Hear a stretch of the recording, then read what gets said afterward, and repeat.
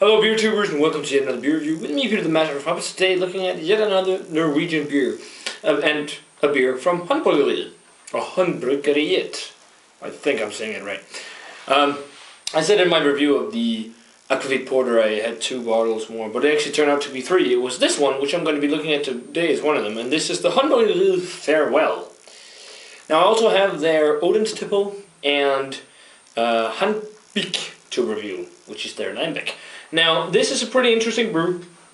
They call it a traditional ale because it's brewed to an old Scandinavian tradition in beer and Norwegian.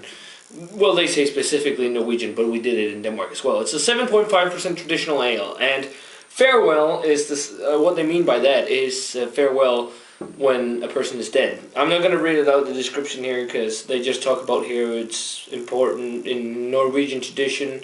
Beer was important in all occasions of life, and this was a good toast to people in afterlife. But yeah, essentially what you'd do is you'd make a beer called Gaul. I think it's called the same thing in Norwegian as well, and which was, I don't specifically know what they used in there ingredients wise, but it was one that was brewed traditionally on farms, and you usually also always have ingredients ready to brew a Gaul in case someone would die. Because you'd always have Gaul for like a funeral beer, and we still do. We still have Gaul in Denmark, not that style, but if someone dies after the funeral, you usually go to a local tavern of some sort. At least here in Jutland, I'm not sure how spread out it is anymore though. But I guess it doesn't have to be a tavern. It could be at someone's house or something, and you have a Gaul, which is basically you have a beer after the funeral. And usually also nowadays be accompanied with food. But and then you talk about memories of the person and stuff, which is an interesting tradition that's stemmed way back in Scandinavian tradition. So I thought this would be fun to review, because it's one of these traditional Scandinavian style beers, which is so cool. Yeah, so let's get it cracked open. Quite effervescent when I got this poured. It was almost like a farmhouse ale. Super effervescent. Nice. Quite dark ruby red color. It probably looks black up here, but you can see all the ruby tones, especially when you hold it up to the light. And no, it's not just because the table is red, but yeah, dark ruby red color. Nice little toasty brown looking head. Let's check out the aroma on this one. Smells quite refreshing actually, because of that effervescence. I'm getting some toasty, roasty notes, some coffee. A lot of dark fruit. It smells sort of like something along the lines of an old ale or something like that. It smells English in style. Maybe red grapes. And there's, well, a little bit of like a toasty, roasty grain. Like a grain, like a mashing grain kind of aroma when you mash dark malts. Yeah. Not super complex as I had hoped in the aroma, at least. There's not too much complexity.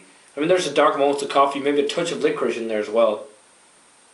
But most is like these very juicy dark fruits, which is pretty interesting. But yeah, let's give it a try, guys. A Gaul. Cheers.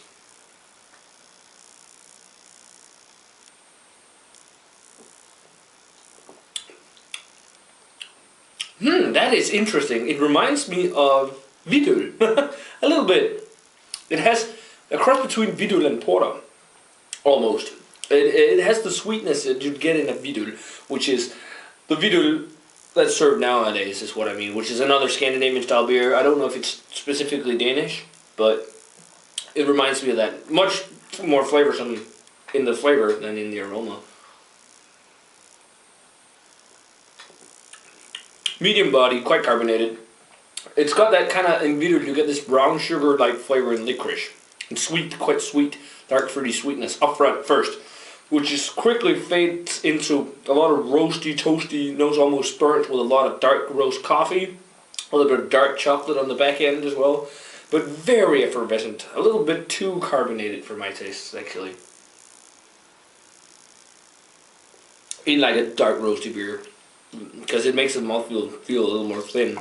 But yeah, in the first initial sip you also get a little bit of that, or not a little bit, but a decent amount of that dark fruit and roasty, or dark fruity, juicy dark fruit, like a juicy kind of date or something like that. And then a little bit of that red grape as well.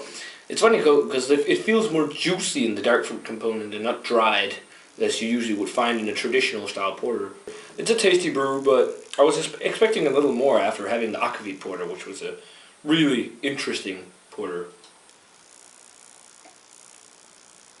That said, this is still a pretty nice beer. It is in the grape territory. I really like the dark fruit flavors and the coffee and roasty flavors, a little bit of dark chocolate and all. So in this one, I'm going to go 84. It's really nice. Definitely worth checking out if you can, guys. Funny to try these historic kind of traditional ales, and I really want to try more from Haandbryggeriet because they do a lot of traditional Scandinavian style beers like the smoke. Oh, it's Smoking Wood. No, that's the brewery. That's Norwegian Wood. Really want to try that because it's got juniper and stuff in it. So, yeah, guys, definitely let me know what you think of the Farewell from Haandbryggeriet if you've had it. As always, guys, remember to comment, subscribe, check out the Facebook fan page and Twitter, and I'm going to say cheers. I'm going to see you guys in another beer review.